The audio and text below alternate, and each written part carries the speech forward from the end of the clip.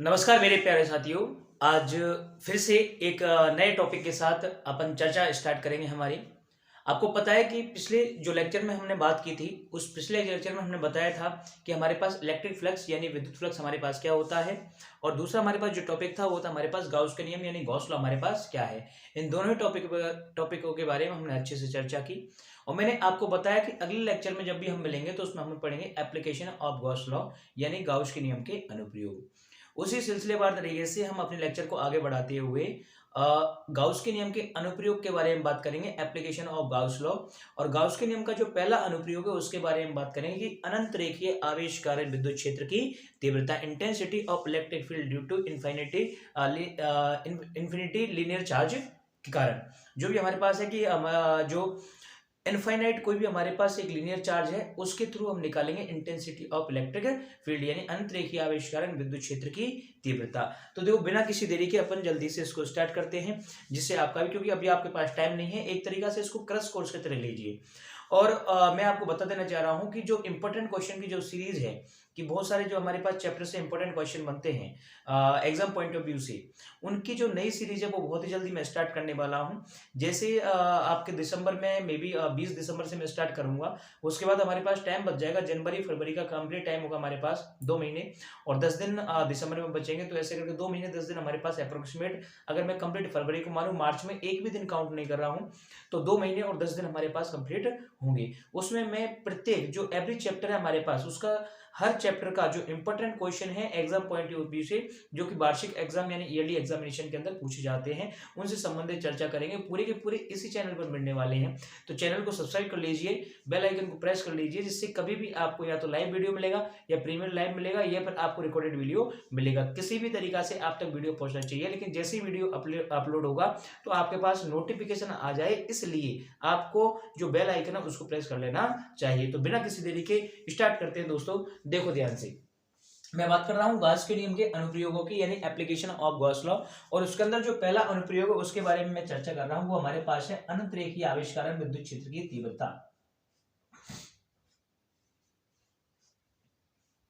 अनंत रेखीय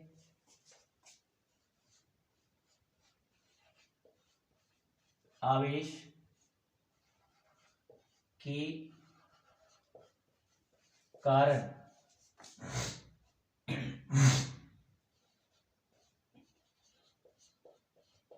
विद्युत क्षेत्र की तीव्रता, विद्युत क्षेत्र की तीव्रता, ये हमारे पास टॉपिक है। एप्लीकेशन ऑफ गॉस लॉ के अंदर फर्स्ट हमारे पास क्या हो गया, पॉइंट हो गया, इसमें बोलेंगे intensity of electric field due to infinite linear charge. ठीक है, intensity of electric field due to infinite linear charge, हमारे पास अनंत रेखीय कोई आवेश है और उसके कारण हमको निकालने विद्युत क्षेत्र की तीव्रता। ये हमारे पास गाउस के नियम का क्या है, फर्स्ट अनुप्रयोग है। पहला हमारे पास क्या है, एप्लीकेशन है। ठीक है, अब देखो समझो, इसमें हमारे पास दो प्रकार से अपन चर्चा करेंगे। सबसे पहले देखो, इसमें अगर ढंग से हम पढ़ें तो इसमें हमारे पास दो टाइप के जो डायग्राम्स वगैरह हैं वो फॉर्म होते हैं। सबसे पहले तो हमारे पास अनंत रेखीय आवेश है।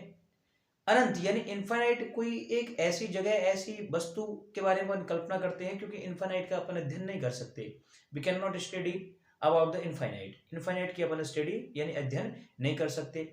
इसलिए सबसे पहले तो इसको फाइनाइट लंबाई का हमको मानना पड़ेगा। मतलब एक जो सीमित लंबाई होगी उसका हमको इसको कंसीडर करना पड़ेगा। उसको कंसीडर करके ही हम इसका क्या करेंगे, डेरिवेशन करेंगे। बात समझ में आ रही कि नहीं आ रही? अब आपको पता है कि हमारे पास इंटेंसिटी ऑफ इलेक्ट्रिक फील्ड जो होती है वो हमारे पास कैसी क्वांटिटी होती है, वेक्टर क्वांटिटी होती है। तो सबसे पहले इसके लिए वेक्टर फॉर्मेशन यानी कि इसकी डायरेक्शन यानी दिशा दिखाने के लिए एक डायग्राम होगा, और इसके फॉर्मूला यानी व्यंजक व्युत्पन्न करने के लिए एक अलग से हमारे पास क्या होगा, डायग्राम होगा, उसको अपन बनाएंगे यहाँ पर। तो सबसे पहले मैं डायरेक्शन की बात कर लेता हूँ, एंड आफ्टर दैट अपन बात करेंगे कि इसका जो इक्वेशन है, इसका जो व्यंजक है वो किस तरीका से अपन व्युत्पन्न करते हैं। क्लियर? तो देखो बेटा, बिना किसी डिले के अपन स्टार्ट करते हैं। सपोज हमारे पास ये है दिशा के लिए, किसके लिए, दिशा के लिए, दिशा हेतु, for the direction, for the direction, direction के लिए है ये वाला डायग्राम।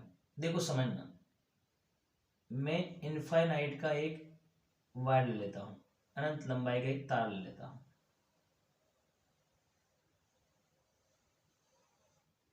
यहां तक दिख रहा है, बिल्कुल कोई दिक्कत नहीं है। ये लो, यहां तक हो गया हमारे पास एक अनंत लंबाई का क्या है तार। इसकी लेंथ कहां तक जा रहा है, इनफाइनाइट तक जा रहा है, अनंत लंबाई तक जा रहा है।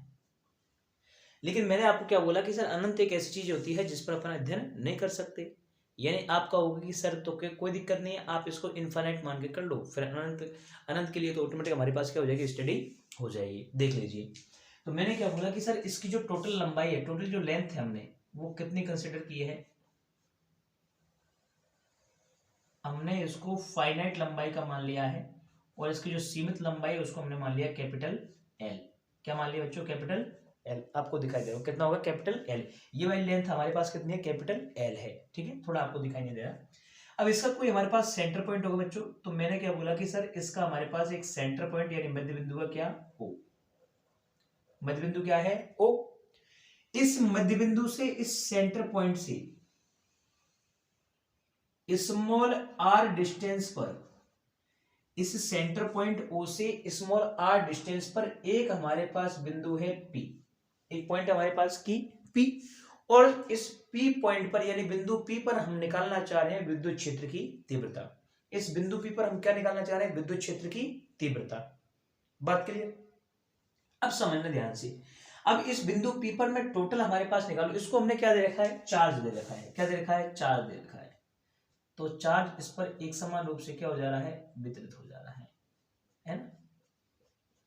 अनंत मतलब इस तरीका से हमारे पास तार है, इसको जैसे ही मैं हमारे पास क्या दूंगा, चार्ज दूंगा, इसको आवेश दूंगा, तो आवेश इसको एक समान रूप से क्या हो जाएगा, वितरित। उस तरीका से हमने इसको क्या कर दिया, डिस्ट्रीब्यूट कर दिया।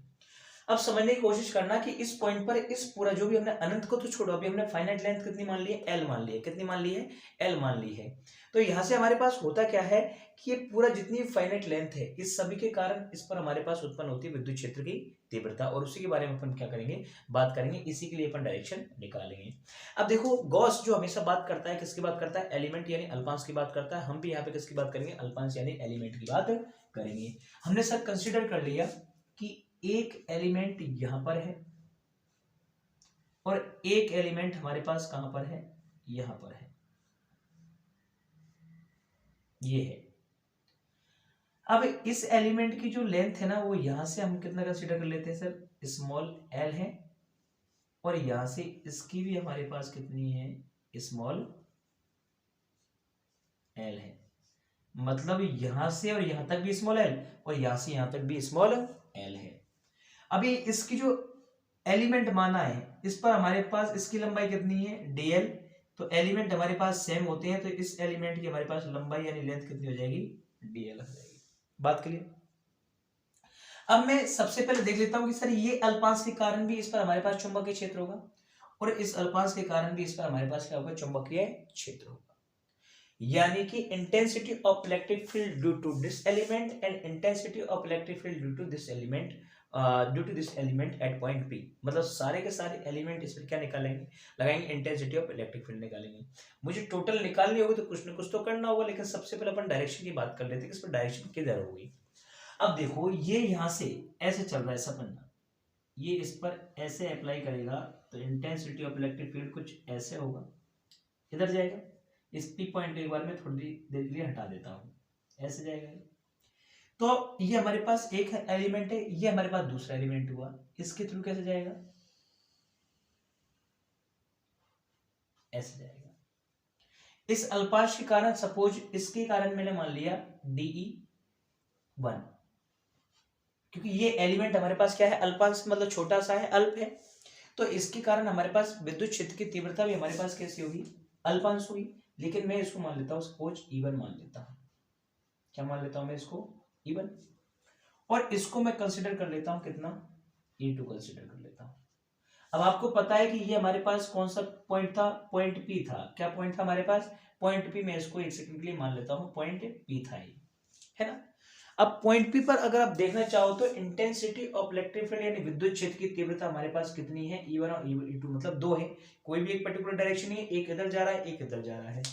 जब भी कोई भी सदिश क्वांटिटी यानी वेक्टर क्वांटिटी के अंदर आपको लगे कि किसी भी हमारे पास क्रॉस जो पॉइंट होता है, जो क्रॉस सेक्शन जो पॉइंट होता है, अगर उस पर इंटेंसिटी इलेक्ट्रिक फील्ड यानी किसी वेक्टर जो क्वांटिटी है उसकी अगर दो दिशा हो जाती हैं तो उन दो दिशाओं को एक साथ अपन स्टडी नहीं कर सकते। इसलिए ऐसी कंडीशन में इनको स्टडी नहीं करते हैं, लेकिन स्टडी करने के लिए कुछ ना कुछ तो करना पड़ेगा। तो ऐसी कंडीशन के अंदर हम इसको घटकों में विभाजित कर देते हैं यानी फैक्टराइज कर देते हैं। इसका अभिलंबवत घटक यानी परपेंडिकुलर फैक्टर होता है हमारे पास, और एक इसका क्षैतिज घटक यानी हॉरिजॉन्टल फैक्टर होता है। बात समझ में आ रही है कि नहीं आ रही है? इस पॉइंट पर ये हमारे पास थीटा एंगल बना रहा है, तो these are on the same distance, तो ये भी हमारे पास कितना होगा बच्चों, थीटा होगा। अब देखो ये ऐसे ऊपर की तरफ जा रहा है, तो एक इसका ऊर्ध्वाधर घटक यानी परपेंडिकुलर फैक्टर किधर होगा बच्चों, इधर होगा, और एक हमारे पास इसका क्षैतिज घटक किधर होगा, इसी की डायरेक्शन में होगा। ये हमारे पास देखो E2 है, ये E2 के बारे में बात कर रहा हूं, तो ये हमारे पास E2 का क्या होगा, लंबवत घटक, मतलब E2 sin थीटा, और ये हमारे पास कितना होगा बच्चों, E2 cos थीटा। क्षैतिज घटक कितना होता है हमारे पास, E2 cos theta. Same as अगर ये E1 हमारे पास नीचे जा रहा है तो इसका लंबवत घटक हमारे पास किधर होगा, इधर होगा, इसको मैंने नाम दे दिया E1 sin थीटा, और क्षैतिज घटक इसका किधर होगा, इधर ही होगा, इसको मैंने नाम दे दिया E1 cos थीटा। बात आपको समझ में आ गई होगी। अगर ये थीटा है तो ये भी हमारे पास थीटा हो जाएगा, और ये एंगल थीटा भी, तो ये भी हमारे पास वर्टिकल अपोजिट एंगल क्या हो जाएगा, थीटा हो जाएगा। बात समझ में आ रही है कि नहीं आ रही है? क्लियर? अगर आप देखोगे बच्चों तो देखो यहां से यहां तक हमको L मिल रहा है, और यहां से यहां तक हमको R मिल रहा है, यानी ये हमारे पास राइट एंगल ट्रायंगल बन रहा है, ये हमारे पास थीटा है, तो ये हमारे पास हाइपोटेन्यूज यानी क्या हो जाएगा, कर्ण। और पाइथागोरस थ्योरम के अकॉर्डिंग इसकी वैल्यू हम निकाल लेंगे, वही इसकी वैल्यू होगी। तो अकॉर्डिंग टू पाइथागोरस थ्योरम इस लाइन की जो वैल्यू आएगी वो आएगी हमारे पास R square plus L square का under root, as same here R square plus L square का अंडर रूट। बात क्लियर हुई कि नहीं? अब देखो समझने की कोशिश करना बच्चों, मेरे पास अगर यहाँ पे देखो DL है, DL है, तो इस पर आवेश भी हमारे पास कितना हो जाएगा, अल्पांश आवेश ले लेते हैं। टोटल आवेश हमारे पास Q है, इस पर मैं DQ ले लेता हूँ, तो इस पर भी मुझे कितना मिलेगा, DQ मिलेगा, अल्प आवेश मिलेगा मुझे। बात समझ में आ रही है कि नहीं आ रही है? अब अनंत रेखीय आवेश है, अब देखो अल्प आवेश के बाद अल्प आवेश तो कंसीडर कर लो, लेकिन Q आवेश एक समान रूप से वितरित है, तो अल्प नहीं लेके आप कितना ले लो, Q ले लो, तो अभी आपका काम चल जाएगा। लेकिन हमने इसको DL लिया तो इसको DQ मान लोगे तो अभी कोई दिक्कत नहीं, क्योंकि अल्प आवेश की अपन बात कर रहे हैं। नहीं तो इस पर आवेश कितना होगा, Q होगा, क्योंकि एक समान रूप से क्या हो रहा है, आवेश का वितरण हो रहा है, इसलिए टोटल आवेश भी इस पर हमारे पास कितना होगा, Q होगा। अगर इस अल्पांश के कारण मैं इस पर विद्युत क्षेत्र की तीव्रता निकालना चाहूं तो मुझे मिलेगी KQ अपॉन R स्क्वायर, मतलब अंडर इस डिस्टेंस का स्क्वायर हो जाएगा, under root R square plus L square का होल स्क्वायर हो जाएगा। सेम अगर मैं इसके कारण इस पर विद्युत क्षेत्र की तीव्रता निकालना चाहूं तो KQ बटे इस दूरी का क्या हो जाएगा, स्क्वायर। जब मैं E1 और E2 के मान को देखूंगा तो मुझे परिमाण उनका कैसा आएगा, बराबर नजर आएगा। यहाँ पर आपको पता है थीटा की वैल्यू कैसी है, सेम। तो E1 और E2 जब मेरे पास बराबर आएंगे, जैसे अगर मैं यहाँ से E1 और E2 की वैल्यू निकालना चाहूं तो देखो E1 is equal to E2 is equal to, मुझे सेम वैल्यू मिलेगी KQ upon R square plus L square के अंडर रूट का होल स्क्वायर। जब E1 E2 हमारे पास सेम है तो साइन थीटा भी हमारे पास कैसा रहेगा, सेम रहेगा।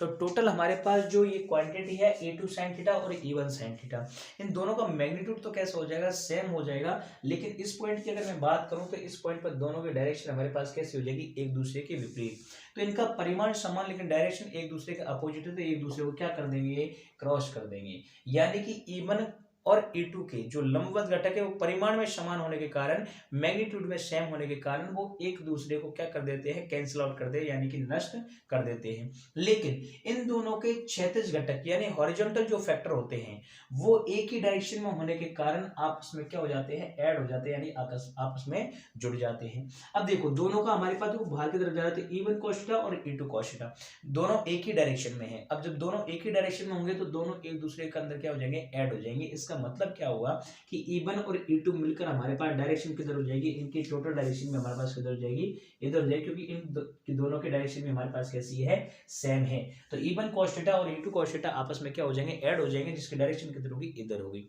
अगर अब मैं ये डायग्राम किसके लिए बनाया है, पूरा का पूरा मैंने बनाया है दिशा देखने के लिए, फुल डायरेक्शन, है ना। तो अगर मैं देखना चाहूं कि हमारे पास अनंत रेखीय आवेश कारण विद्युत क्षेत्र की तीव्रता अगर किसी आउटर जो बिंदु है, आउटर जो पॉइंट है उस पर हमको निकालनी है, तो उसकी दिशा होगी इस सतह से लंबवत बाहर की ओर। यानी जो हमारे पास रेखीय जो चालक है, जो अनंत रेखीय आवेश है, उसके कारण अगर देखा जाए तो हमारे पास जो डायरेक्शन होगी वो क्या होगी, इसके सतह से लंबवत बाहर की ओर, यदि इस पर प्लस आवेश दिया गया है। यदि इस पर सपोज हमारे पास माइनस आवेश होता तो इसकी जो दिशा किधर हो जाती, अंदर हो जाती, और उसको अपन बोलते हैं कि अनंत रेखीय आवेश के कारण हमारे पास जो विद्युत क्षेत्र की दिशा होती है वो लंबवत किधर होगी, अंदर की ओर होती। बात समझ में आ रही कि नहीं आ रही है, क्लियर। लेकिन अगर यहाँ पे माइनस क्यू चार्ज होता तो देखो हमारे पास E1 किधर लगता, उधर लगता, E2 किधर लगता, इधर लगता।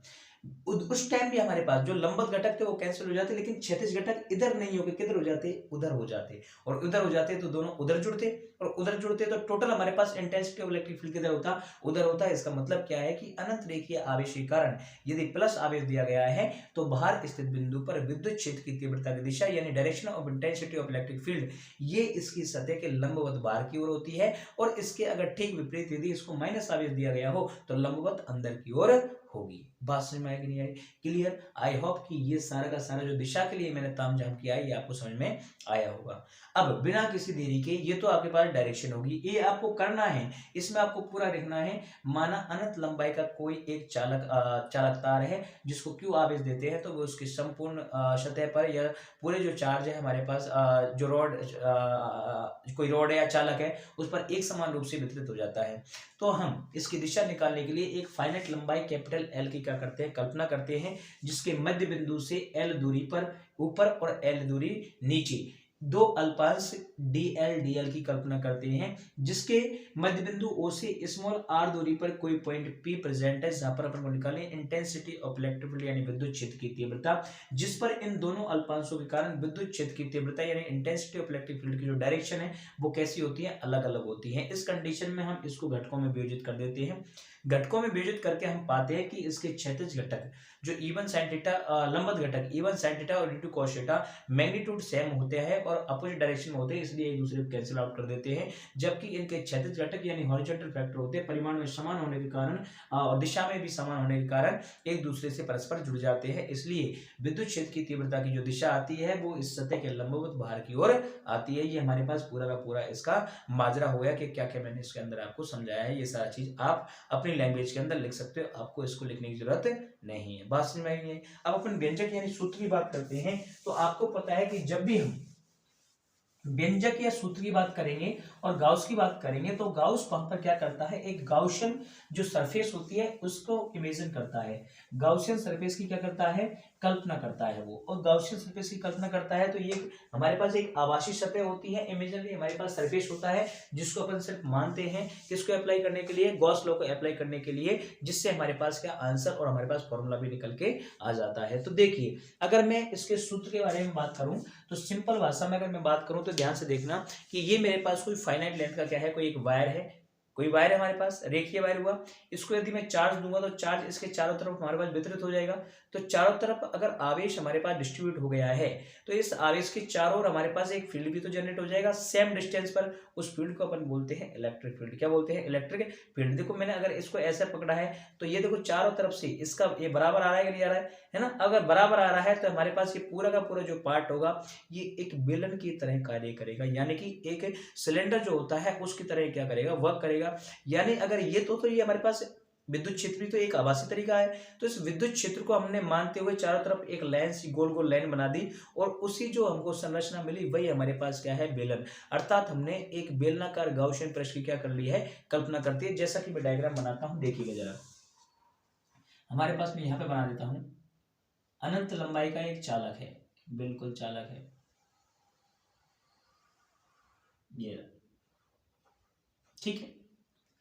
अब इसको मैंने दे दिया चार्ज, बिल्कुल चार्ज दे दिया।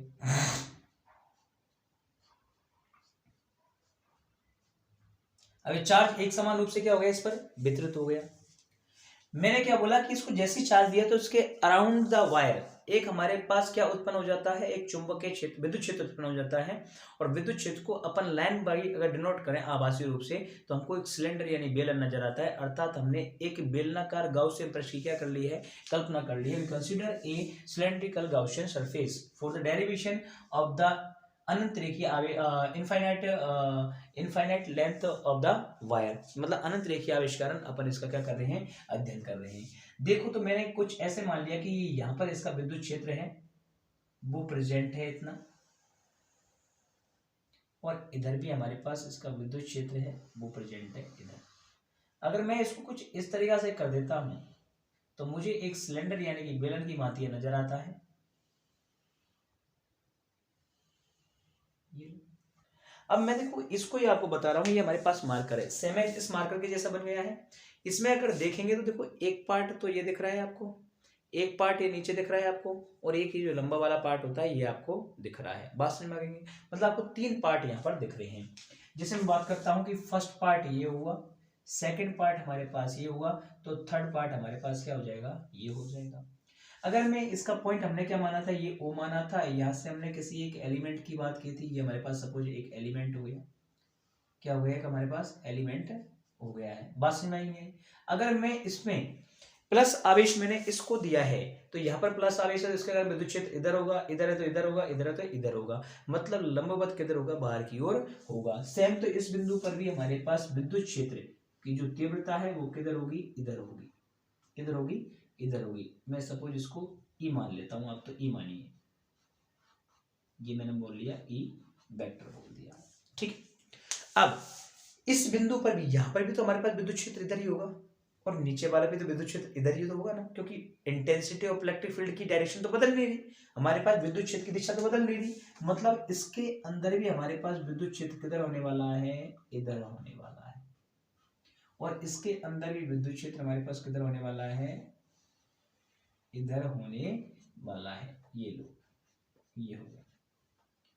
अब देखो इस अल्पांश की मैं बात करता हूं तो इसका एरिया हमारे पास कितना है, डी वेक्टर है, इसका क्षेत्रफल सदिश कितना है, डी वेक्टर। अब मैंने बोला कि सर देखो अगर मैं बात करता हूं तो मैंने बोला कि क्षेत्रफल सदिश हमेशा सतह के कैसा होता है, लंबवत होता है। तो अगर मैं इसके बारे में बात कर रहा हूं तो समझना ध्यान से, अगर देखो ये सतह इधर है तो इसका लंबवत किधर होगा, ऊपर होगा ना, ऊपर। तो इस सतह का, ऊपर वाली सतह का एरिया वेक्टर यानी इसका एरिया वेक्टर, इस वाली का एरिया वेक्टर किधर होगा, ऊपर की ओर होगा।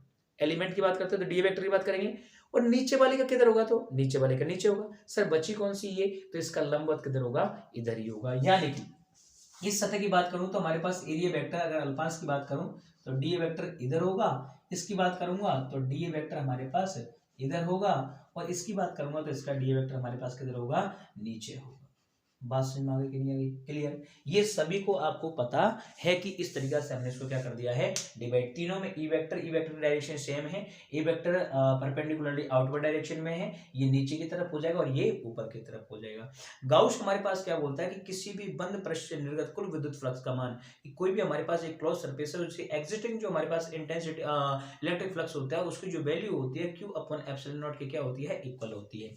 यानी कि हमारे पास बात करता है गॉस की सर integration closed path E vector dot D A vector is equal to होता है क्यू अपॉन एप्सिलॉन नॉट, यही बोलते हैं।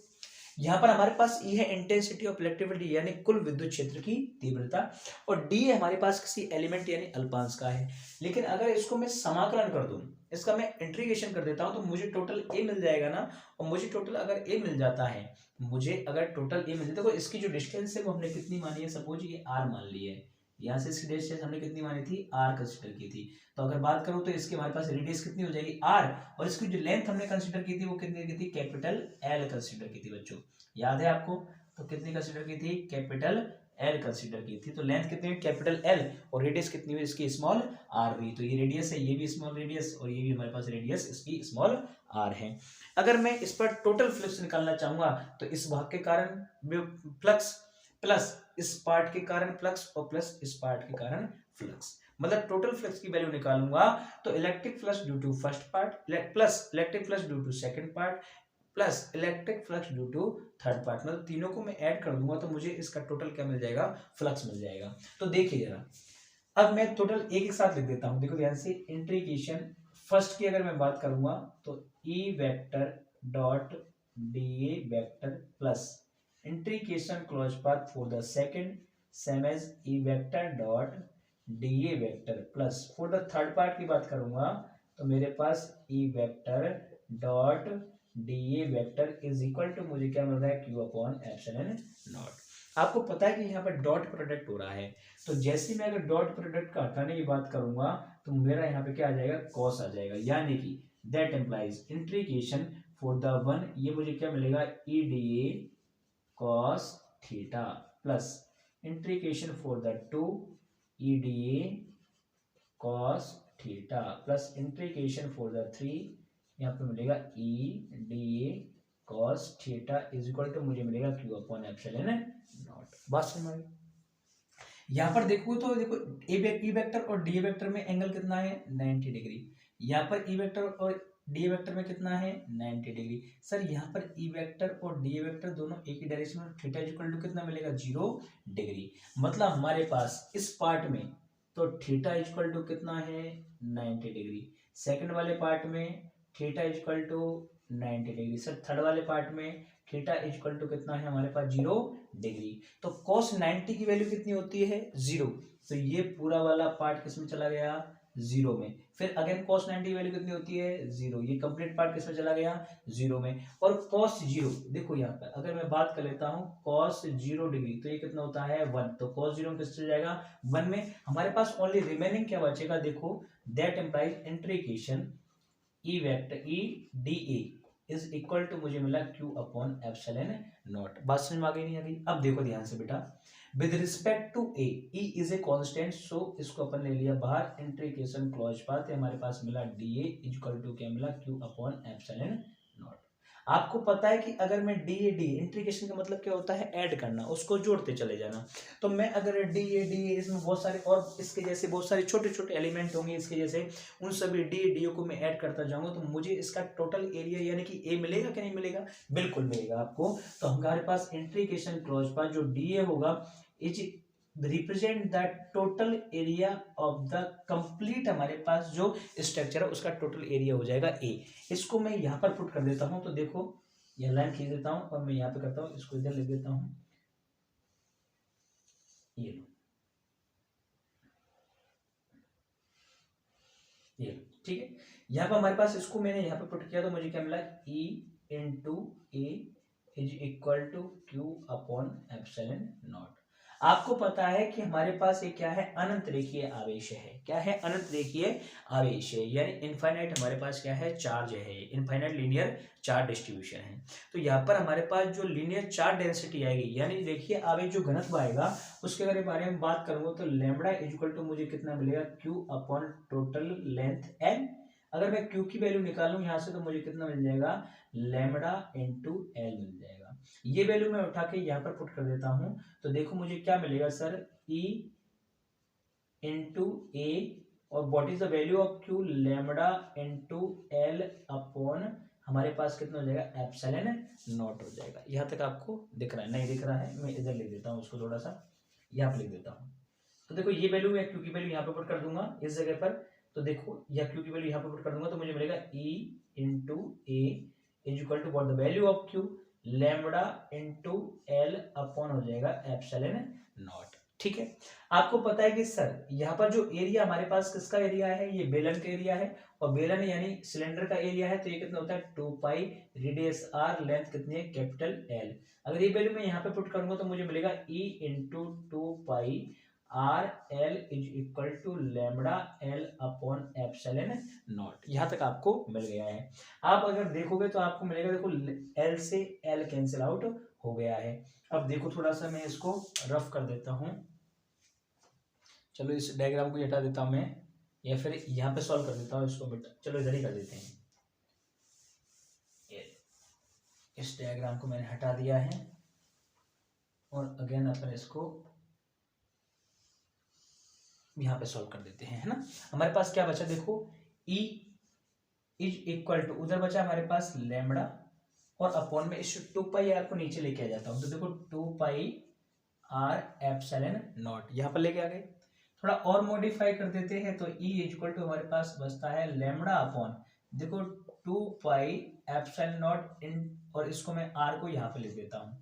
अब मैं करता क्या हूँ, देखो 2 से मल्टीप्लाई कर रहा हूँ और 2 से डिवाइड कर रहा हूँ, तो ई इक्वल टू यहाँ तक छोड़ दोगे चलेगा, लेकिन थोड़ा और आगे मॉडिफाई कर लेते हैं। तो 2 का तो 2, देखो 2 लैम्बडा हो गया अपॉन 2 जा कितने होते हैं 4 पाई एप्सिलॉन नॉट, और इनको हमारे पास क्या बच रहा है आर। आपको पता है कि हमारे पास जो के की वैल्यू होती है वो कितनी होती है 1/4 pi epsilon not, and you clearly seen this कि 1/4 पाई एप्सिलॉन नॉट हमारे पास इज इक्वल टू कितना हुआ के। तो ई इज इक्वल टू देखो 2 हमारे पास ऑलरेडी, और 1/4 पाई एप्सिलॉन नॉट कितना हुआ के हुआ, लैम्बडा हमारे पास ऑलरेडी है, और अपॉन में हमारे पास क्या आ गया है आर आ गया है, क्या आ गया है आर आ गया है।